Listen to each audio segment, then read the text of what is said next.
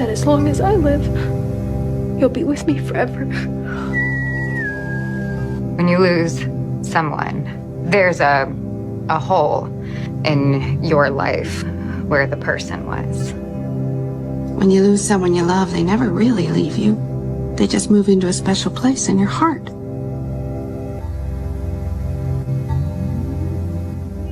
Hello, sportsmen.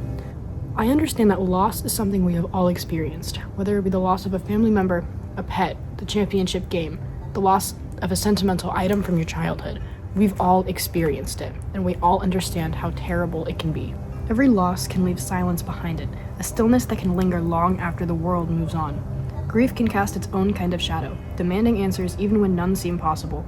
In that quiet, there is one profession that can help step forward, and that is a forensic pathologist. Forensic pathologists can read what the body can no longer speak. They can turn confusion into clarity and sorrow into truth, and unanswered endings into knowledge that can steady the living. Their work does not erase death, but it can give shape to understanding and offer families closure and give society the tools to protect itself. This occupation is not just about determining how somebody died, but also how we can take that terrible loss and apply it to a more productive society moving forward.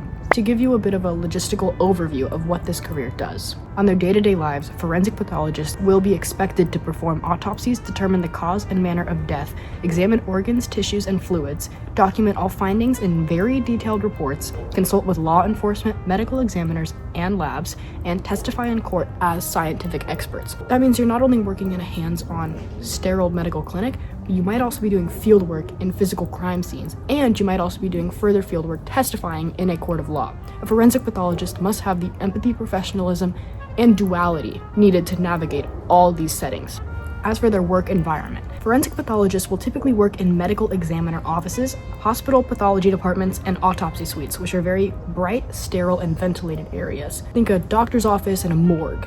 That type of very sterile, important professional setting. Occasionally, there will be field work in which you will testify in court and visit actual crime scenes. As for what they wear and why, this can also depend upon the environment they're in. As I mentioned, you will work in a clinical lab setting, in which case you'll be wearing scrubs, lab coats, gloves, protective gowns, masks, and face shields during autopsies and other important procedures.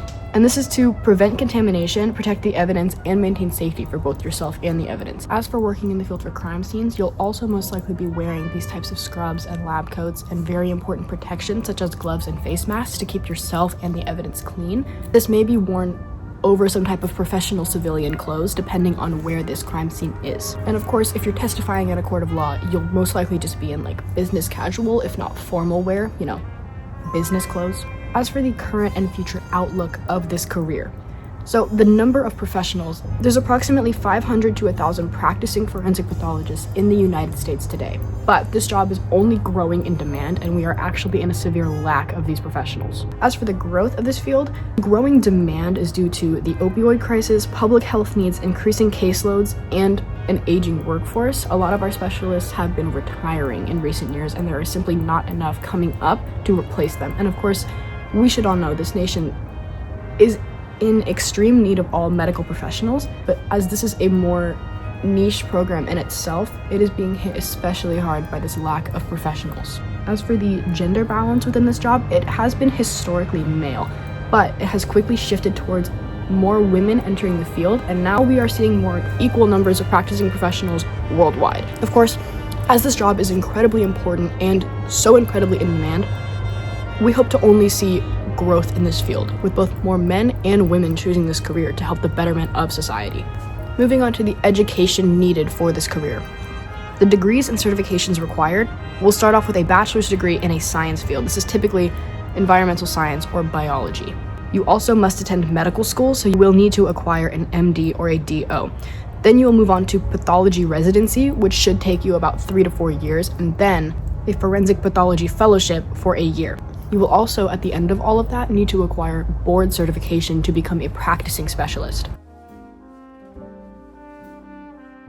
Now, this job, even though it is so desperately needed, is incredibly tedious to get into. There are only, as of 2024, approximately 16 schools in the United States even offering this pathway to begin with, but some schools offering these programs are UC Davis and UC San Francisco, Johns Hopkins, University of Tennessee Forensic Center, and NYU Grossman School of Medicine. As for these internships and continuing education within this pathway, autopsy lab internships or rotations, hands-on training in medical school, and required ongoing CME to stay certified are all incredibly important in both entering this field and maintaining it to a very productive and healthy degree for both yourself and the patients you're helping. As for how this job helps society as a whole and why there is such a growing demand for it in the first place, obviously, the topic of life and death is very nuanced, deep, and morbid in itself.